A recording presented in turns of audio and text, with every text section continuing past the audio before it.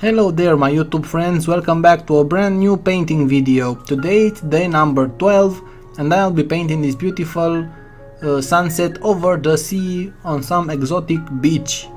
I hope you like it. For those of you that are new, I'm on a little challenge to paint and post a new painting every day. For one whole year, every painting, it's simple painting for beginners. So hop on aboard, hit the like button, the subscribe button and the bell notification button. Also you can share if you really want to help me.